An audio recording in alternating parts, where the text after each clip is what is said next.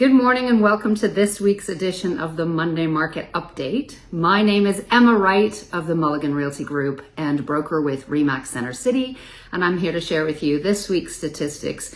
Today is March 31st, last day of the month. Now, I should have done this video yesterday, but I'm just going to let you know that today is as good as any because things haven't changed in the last 12 hours. However, I'm here to let you know that this is the last day of March, which guess what? April 1st, don't be a fool anybody.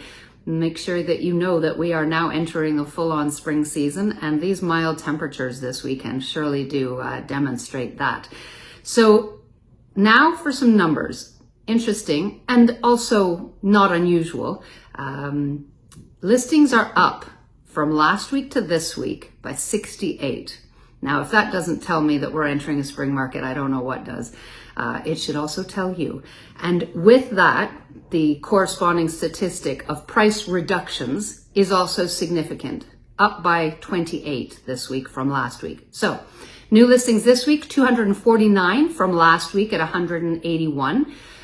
Firm deals, so those that have sold but not closed, up by 10 this week from 100 to 110.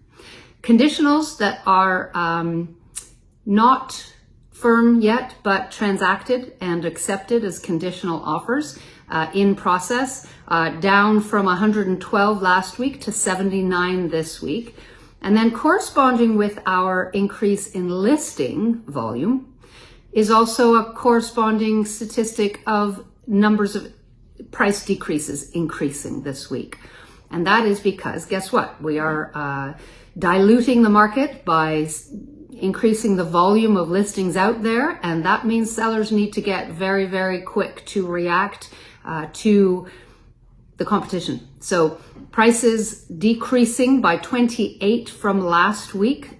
So 53 price decreases last week and 81 this week. So very good indication that sellers are listening and understanding their realtor's advice to say, if you want this property sold, you better get it reduced in price so that we can get it sold and you're not sitting on the market for the whole summer.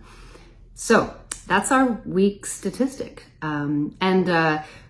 Some of the reason for maybe the conditionals being a little less than perhaps than they were last week might have been a reaction or response to the interest rate, Bank of Canada interest rate holding its rate rather than decreasing, which is something I actually predicted it would do, but it didn't. So it stayed the same, and from all sources, it is suggested that it will remain the same and not increase or decrease over the next few announcements.